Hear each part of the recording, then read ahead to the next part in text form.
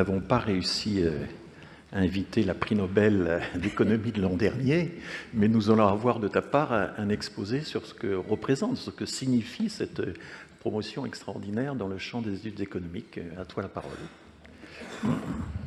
D'abord, je vous remercie de cette invitation à ce colloque qui m'a permis effectivement de resituer le genre dans l'analyse économique. Donc, j'ai intitulé « La révolution tranquille du genre dans l'analyse économique » en référence à effectivement ce prix Nobel d'économie décerné en 2023 à Claudia Goldin pour avoir amélioré notre compréhension du marché de l'emploi, du travail, via l'étude de ce qui se passait pour les femmes.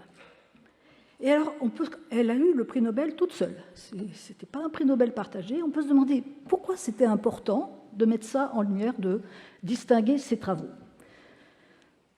Dans ses travaux, elle va être très originale et surtout, elle va intégrer les questions de statut d'épouse, de mère, comme des facteurs clés des évolutions économiques au fil du temps, dans le marché du travail, mais aussi dans toute la société.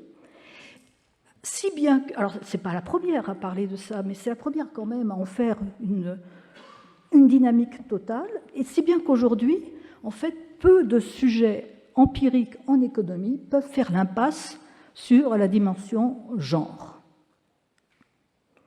Alors, on va faire un petit retour en arrière et on va voir que c'est passé d'un non-sujet à cette fameuse révolution tranquille de Goldin.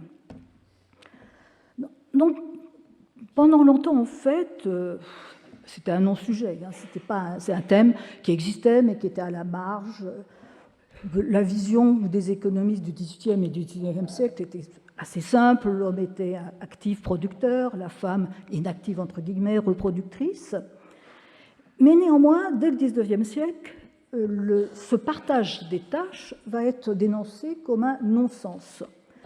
Pas par beaucoup, mais le plus grand représentant là-dessus, c'est John Stuart Mill, qui met en avant l'aberration du non-accès des femmes au travail marchand, avec cette phrase que j'aime beaucoup: « Toute limitation de la possibilité de choix prive la société d'occasion d'être servie par des gens compétents, sans la mettre à l'abri des gens incapables. » Elle est magnifique, cette phrase.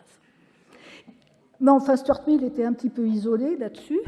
Mais cette idée d'un non-sens économique à priver les femmes de ces opportunités d'emploi, on va la retrouver chez Gary Becker, avec sa thèse de 1957 sur la discrimination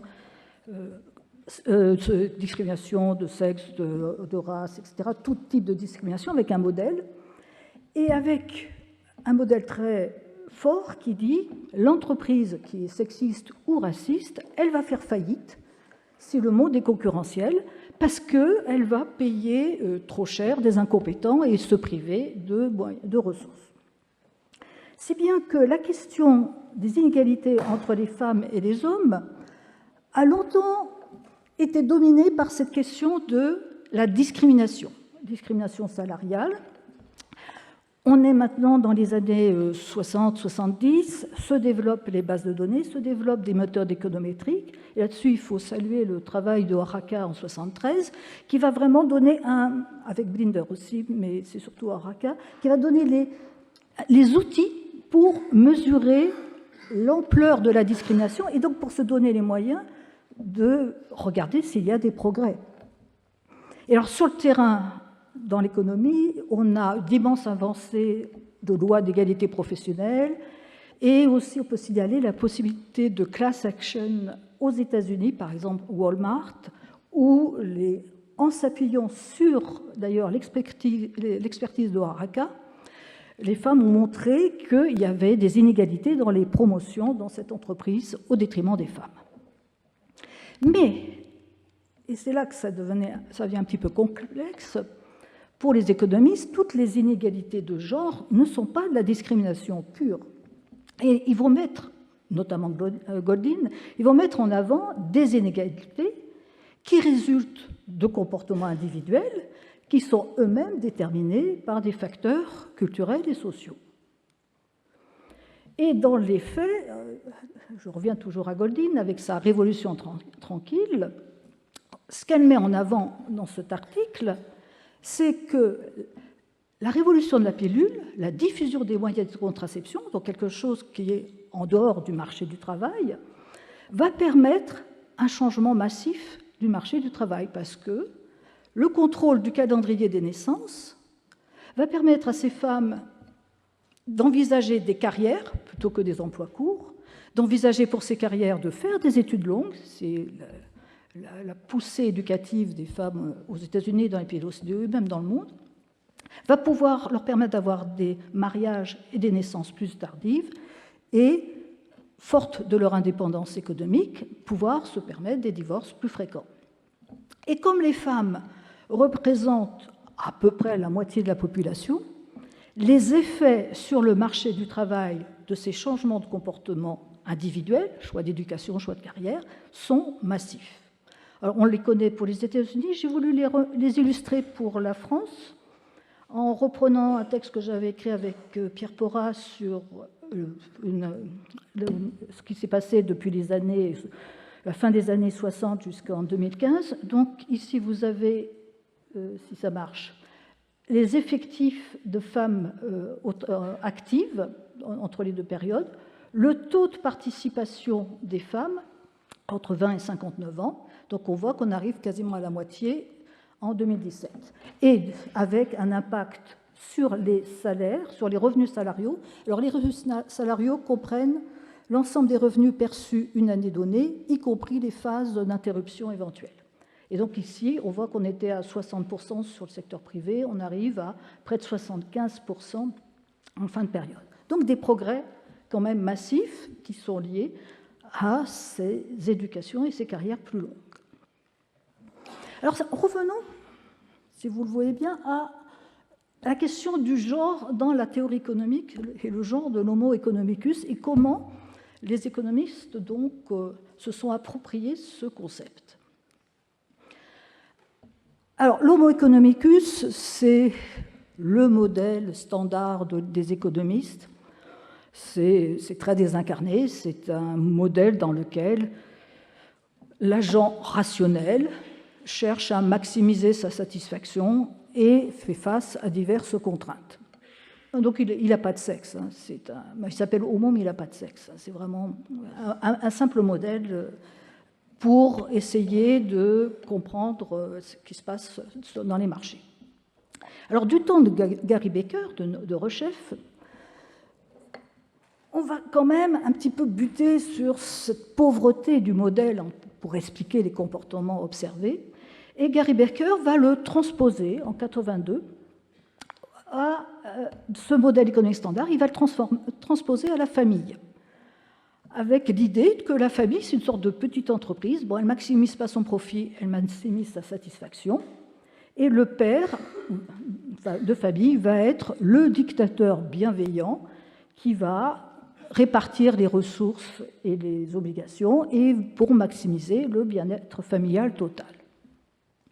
Bon, alors ce modèle a suscité énormément de discussions et dans le même temps, on est à peu près dans les années 80-90, les économistes se disent que on pourrait peut-être regarder ailleurs, enfin on pourrait peut-être s'ouvrir à d'autres sciences, notamment la sociologie, la psychologie, l'histoire, donc des sciences sœurs, et se dire que ce modèle pauvre, enrichissons-le en intégrant des normes sociales, des identités, des interactions sociales. Et là, en fait, je reviens vers ce que vous venez d'expliquer. Et puis, en économie, je pense qu'il y a eu un vrai choc à Kerloff et Cranton, en 2000, qui ont publié dans l'American Economic Review un article qui a été cité des milliers de fois sur le rôle de l'identité sur les comportements économiques, et donc qui ont modélisé le fait que les gens réagissent au regard des autres et à leur choix et à leur identité. Donc les auteurs donnent de multiples exemples. Un des plus simples, qui a déjà un petit peu été traité, c'est les femmes présentes dans un métier masculin donc, ont déjà réussi à vaincre la norme sociale qui leur faisait dire que ce métier était à dominante masculine, c'était difficile d'y entrer.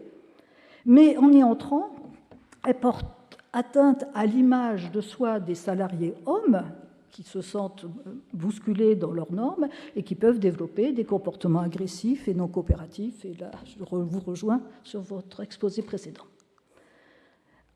Donc, on s'ouvre à ça. Pourquoi ça ne passe pas? Voilà. Et alors, j'ai voulu aussi... On s'ouvre à ça et on essaye... Les économistes se tournent de plus en plus vers les bases de données, l'empirie, et cherchent à tester les modèles, à tester des tas de choses.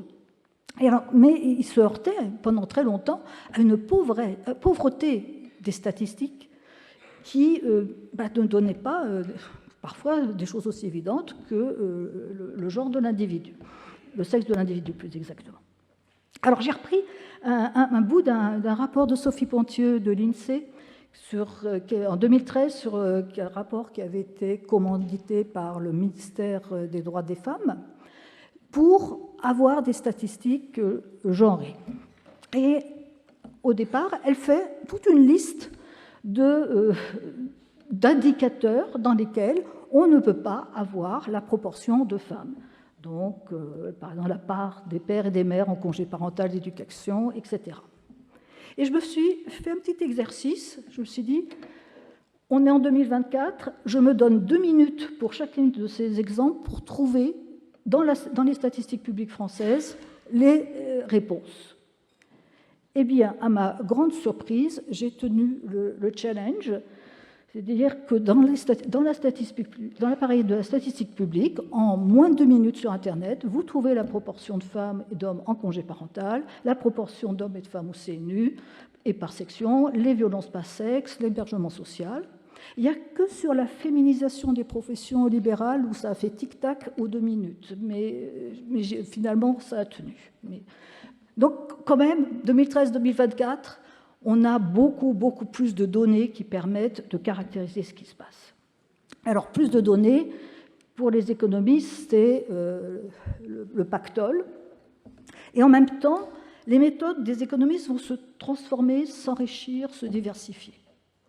Alors, j'en cite quelques-unes ici, qui sont les plus couramment utilisées aujourd'hui. Je ne reviens pas sur le testing, parce que vous avez eu la présentation d'Yannick Norty hier là-dessus. Mais on voit utiliser l'analyse textuelle, les expérimentations en laboratoire ou sur le terrain, ou les expériences naturelles. Alors, la profusion de littérature sur ça est énorme, donc je me suis limitée à quelques exemples sur 2 thèmes. D'abord, ce qui a lieu trait au travail, donc les comportements au travail. Et alors ici, j'ai pris 3 exemples, dont 2 sont plutôt encourageants et le 3e est plutôt négatif. Le premier exemple, c'est le recrutement des programmeurs informatiques, avec donc une expérimentation sur le terrain menée par Feld et Hall. Très astucieuse, l'expérimentation, parce qu'il s'agissait de vrais gens qui demandaient des vrais boulots en programmation informatique avec des vraies entreprises qui recrutaient. Mais au préalable, on va faire passer à tous les candidats et candidates un test pour leur capacité pour programmer sur Python. Et ce test, cette information sur donc leur performance, ne va être communiquée qu'à une partie des recruteurs. Les autres ont les informations de base. Et le truc positif, c'est qu'on avait des recruteurs qui avaient plutôt des préjugés négatifs implicites contre les femmes, et quand ils ont les résultats des tests, le recrutement des femmes, enfin, la probabilité d'être recruté pour les femmes augmente parce que ils vont se fonder sur les résultats des tests. Donc ça, c'était plutôt positif. Le deuxième truc plutôt positif, c'est l'article d'Ospino et Hall en 2022 pour regarder ce qui se passe dans une entreprise, la Banque centrale d'Espagne, en termes de promotion, qui était très très mauvaise pour les promotions des femmes. Il y avait un vrai plafond de verre, et qui a changé en cours de période de politique, avec une politique axée sur la transparence et égale opportunité. Et donc, c'est une expérience naturelle, puisqu'il y a un choc à un moment donné. Et là encore, les grandes conclusions sont plutôt positives, c'est-à-dire que les politiques actives de promotion des femmes ont fonctionné.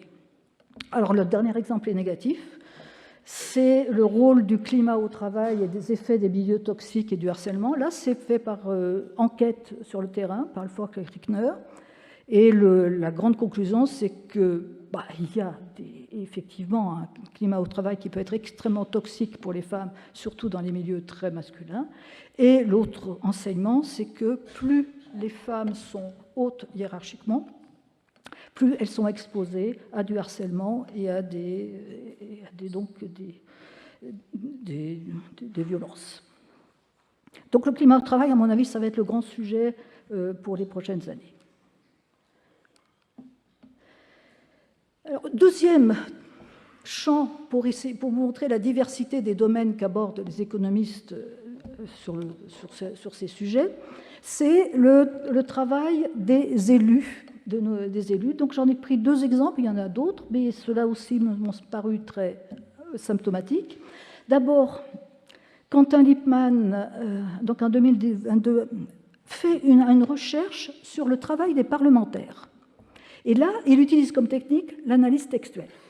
Et son corpus, ce sont les amendements déposés par les députés et les députés ES. Et donc, qu'est-ce qu'il trouve ?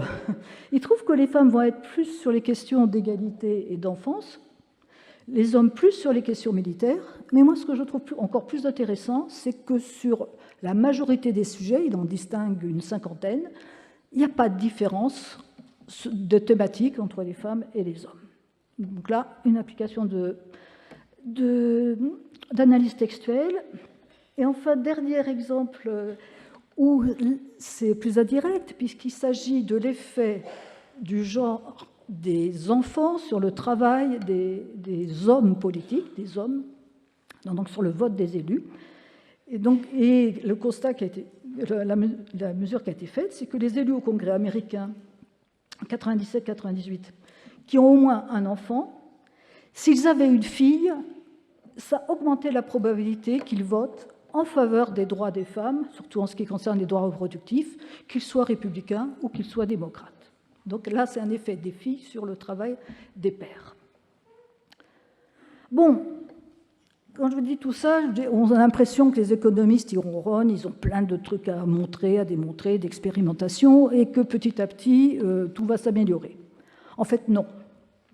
Non, ça vous en doutez, il reste du travail. Et actuellement, la thématique qui se développe et qui apporte beaucoup de réflexion, c'est celle du child penalty, la pénalisation liée aux enfants. Alors, le point de départ de cette interrogation, c'est la stagnation des progrès, qui a déjà été souligné, dans l'égalité salariale entre les femmes et les hommes. Et dans l'égalité des carrières, c'est ce fameux plafond de verre. Alors que ça avait vraiment progressé dans les années 70, 80, 90, maintenant ça stagne. Et deuxième point, du coup ressurgit un thème qui n'a jamais été complètement oublié, c'est la parentalité, le rôle de la parentalité dans cette évolution. Mais ce qui est intéressant ici, c'est qu'on va voir une rupture dans l'approche empirique de ce phénomène. C'est-à-dire, on va cesser de mesurer les écarts entre les revenus à caractéristiques égales. On va s'intéresser à l'écart des trajectoires des revenus totaux après la naissance d'un enfant pour les femmes et pour les hommes. Donc en fait ici, on prend en compte les adaptations à la parentalité, que ce soit le retrait du marché du travail, la diminution des heures ou d'autres adaptations. Et cet ensemble qu'on ne va pas discerner au départ, on appelle ça le child related inequality, c'est-à-dire la pénalisation liée aux naissances. Alors ce qui a donné le point de départ de ces masses de travaux aujourd'hui, c'est l'article de Kleven et autres en 2019 pour le Danemark.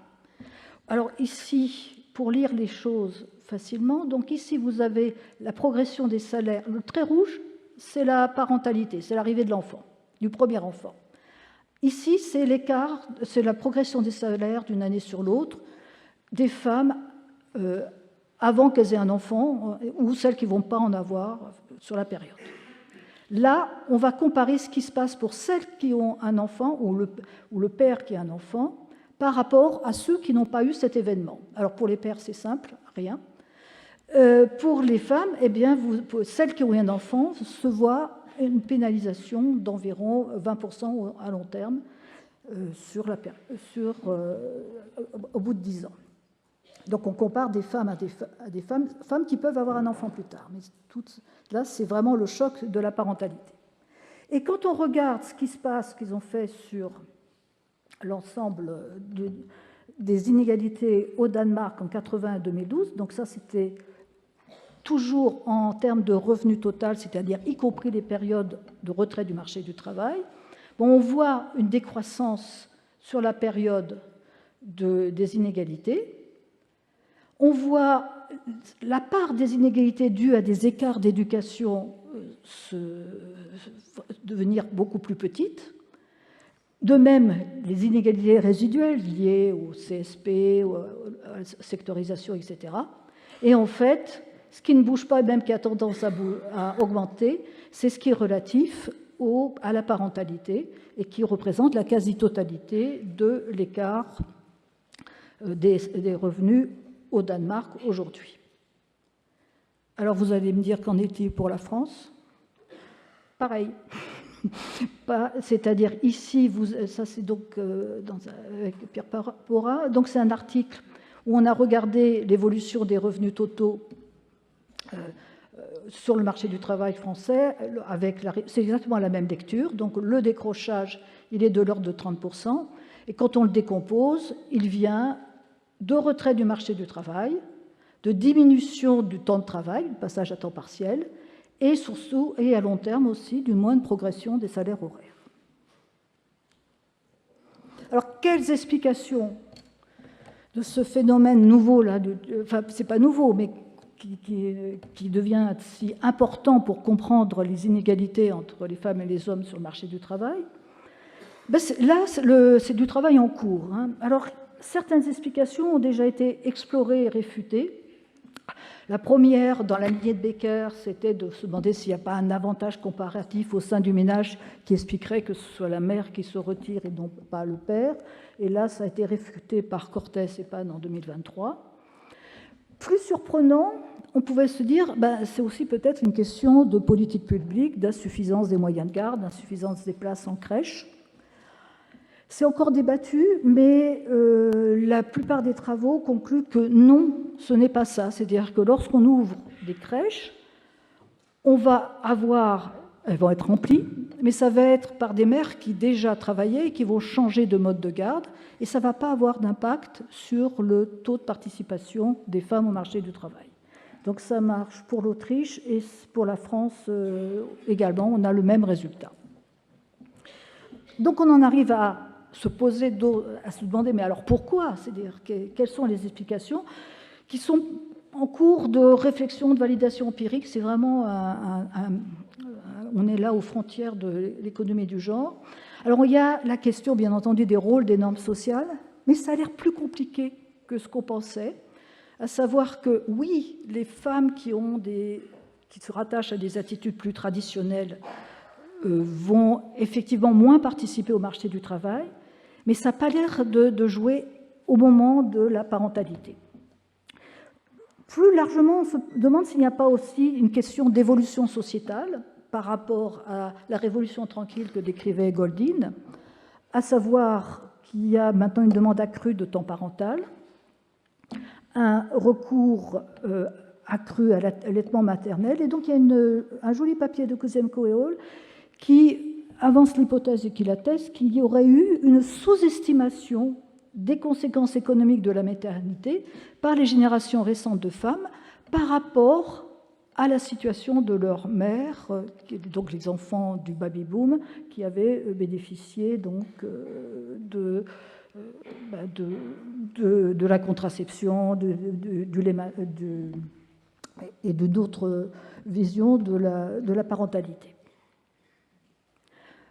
Alors, en conclusion, j'ai voulu faire un pas de côté en me demandant, oui, bon, c'est très bien tout ça, mais les économistes, comment se situent-ils? Est-ce qu'ils sont bien? Est-ce qu'ils font attention dans cette profession à la mixité et à l'égalité des opportunités? Alors, d'un côté, oui, il y a eu quand même des progrès notables par rapport aux années 2000. Par exemple, donc toujours pour citer l'American Economic Association, qui est quand même une référence dans notre profession, il y a eu un code de déontologie qui a été adopté en 2018 pour promouvoir l'égale opportunité et des traitements égaux pour tout le monde. Et là, vous avez la représentation du bureau avec la présidente pour 2025 de cette association. Et au bas, il y a 3 femmes et 2 hommes. Là-dessus, ils sont bien. Mais évidemment, les économistes, ayant fait plein d'expérimentations partout, etc., vont se pencher sur leurs propres pratiques. C'est ce qu'ont fait Dupas et Hall pour regarder ce qui se passait en séminaire de recherche, en économie, et pour vraiment identifier qui interrompt les interruptions, les remarques, le ton des remarques. Et donc, ils ont constaté que les femmes sont plus souvent interrompues que les hommes, et de façon plus agressive, plus souvent, et plus souvent par des hommes que par des femmes. Et enfin, pour terminer, il y a ce livre magnifique de Babcock et Hall qui ne parle pas que des économistes, mais beaucoup, qui montre qui s'appelle The No Club, qui montre qu'il y a des freins dans la carrière académique, là, je vous rejoins, qui sont liés aux tâches collectives, à savoir que les tâches collectives sont plus souvent assignées aux femmes qu'aux hommes et que ça a des répercussions sur leur temps propre de recherche et de production. Voilà, je vous remercie.